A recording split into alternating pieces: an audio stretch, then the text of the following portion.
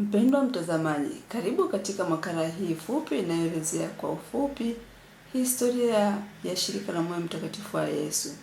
Mbele yako ni katibu wa Shirika la Moyo Mtakatifu wa Yesu, Jimbo Katoliki la Musoma. Atatueleza kwa undani nini majukumu ya shirika hili. Lakini je, kwa nini shirika hili wengi wanadhani ni shirika la wazee? Atatufafanulia kwa undani kabisa ili tuweze kufahamu kwa nini walioko katika chama hiki wengi wao ni wazee na idadi ya vijana ikionekana kuwa ndogo. Karibu tumsikilize na karibu uwe nasi tangu mwanzo wa makala hii mpaka mwisho wa makala hii. Ninayekuletea makala hii ni mimi Veronica Modesti kutoka idara ya mawasiliano, Jimbo Katoliki la Musoma. Tumsifu Yesu Kristo. Mimi kwa majina naitwa Mektilida Buzera, katibu Shirika la Moyo Mtakatifu wa Yesu, Jimbo Katoliki la Musoma. Shirika la Moyo Mtakatifu wa Yesu ni chama cha kitume kati ya vyama vingine vilivyopo jimboni kwetu Musoma, vinavyoinjilisha kiroho na kimaadili. Chama hiki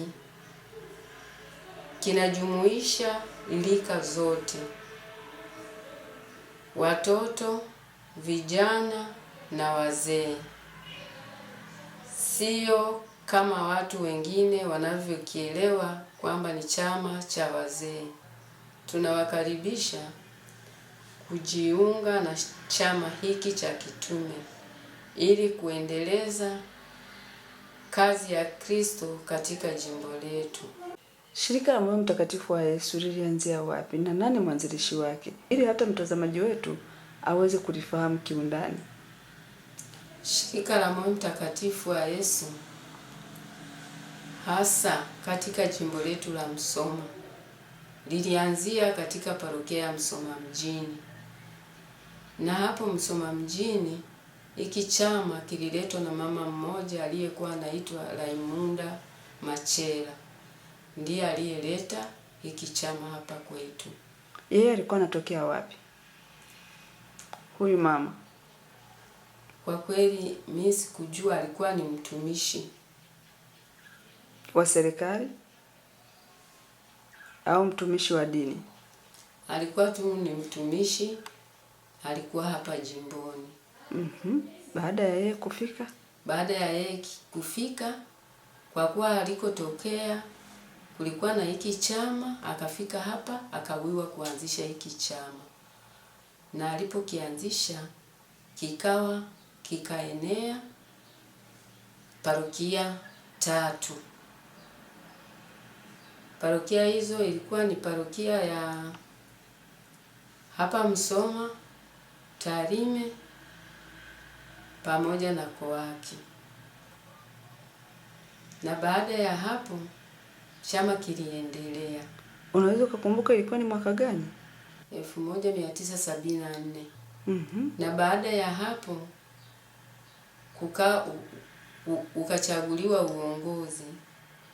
Viongozi hao walipoongoza, baada ya kufikia mwisho wao wa uongozi, kilibaki chama kimeshikiliwa na Modesta Kamota. Kwa mara ya kwanza kabisa Modesta Kamota ndiye alienda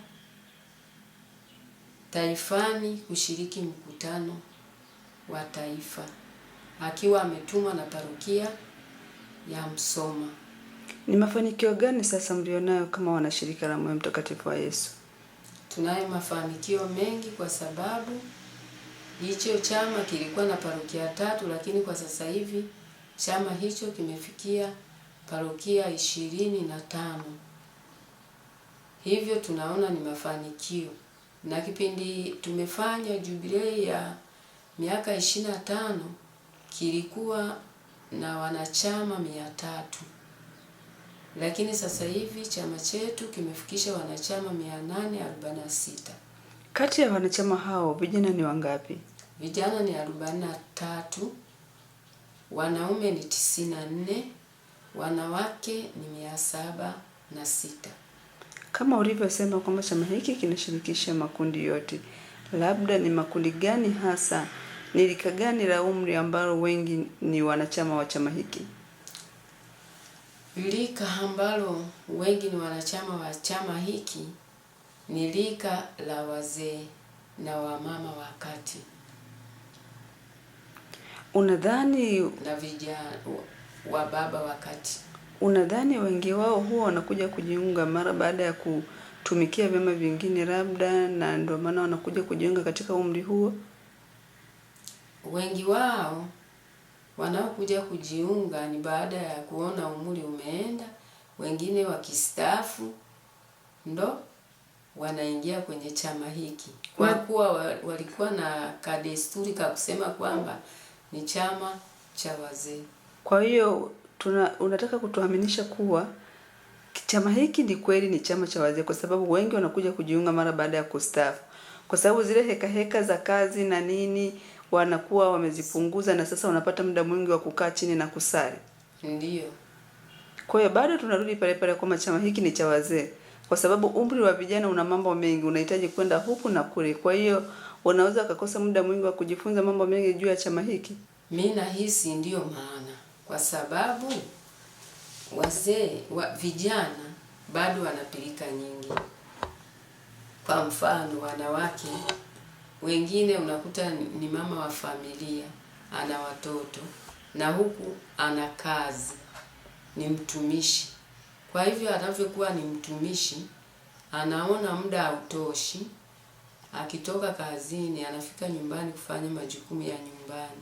Kwa hiyo muda unamkosa. Labda wakati mwingine anakuwa na muda mchache tu wa siku ya Jumapili tu ndio kwenda kanisani kusali. Na akitoka kanisani basi anakaa. Lakini kwa sasa hivi watu wameshaelimika baada ya kupata mafundisho, kupitia mafundisho na semina mbalimbali, washa. Wengine wanajiunga bado ni vijana kabisa. Kwa hiyo sasa hivi tunaona watu wanaenda, wanafunguka, watu wanaelewa. Pengine wakati mwingine zamani ilikuwa ni kwa sababu semina zilikuwa sio nyingi, kwa hiyo watu walikuwa hawajui. Sasa hivi watu wanapohudhuria semina wanaelewa kwamba kumbe hapa nilipo sio mahali pake, inatakiwa nibadilike. Nini wito wako sasa kwa waamini? Wito wangu kwa waamini, mimi ninawaalika kujiunga na vyama vya kitume katika parokia zao, hususani Moyo Mtakatifu wa Yesu. Ndio wito wangu huo. Ni sifa gani ambazo nikitaka kujiunga na chama hiki naweza nikazifuata? Sifa za kujiunga na hiki chama ni sifa zile ambazo Mkristo anatakiwa kuishi. Kama wewe Mkristo, uhudhurie misa, uwe unapokea Ekaristi Takatifu, yaani wewe uko katika hali ya sakramenti. Unaweza kujiunga na chama hiki. Moyo Mtakatifu wa Yesu, ufalme wako ufike. Mpendwa mtazamaji, bila shaka umemsikiliza katibu wa shirika la Moyo Mtakatifu wa Yesu akitueleza kwa undani kabisa umuhimu wa kuwa katika chama hiki cha kitume, kama vilivyo vyama vingine vya WAWATA, vyama vingine vya VIWAWA kulingana na umri wao. Lakini pia ameweza kufafanua kwa undani kwa nini chama hiki kiliweza kutabiriwa au kusemwa kuwa ni chama cha wazee. Awali ametupatia mwanga kuwa asilimia kubwa vijana wanakuwa katika majukumu mbalimbali, umri ambao unawataka kukimbia hapa na pale, na mara wanapofikia umri fulani wa kustaafu labda kazi, wanakuwa na wasaa mzuri kabisa wa kukaa na kusali na kupata tafakari za kutosha. Lakini hiyo iliaminika kwa kipindi hicho cha nyuma, na sasa mambo yamebadilika. Chama hiki sasa sio chama cha wazee, bali kinahitaji vijana pia, ili waweze kuwarithisha mambo mbalimbali ya kiutume, kwani wao wakati mwingine wanakumbwa na maradhi na hivyo kushindwa kusogeza au kueneza uinjilishaji katika maeneo mbalimbali ndani na nje ya jimbo letu la Musoma. Nikushukuru kwa kuwa nasi tangu mwanzo wa kipindi hiki mpaka wakati huu. Niliyekuletea makala hii fupi ni mimi Veronica Modesti kutoka idara ya mawasiliano, Jimbo Katoliki la Musoma.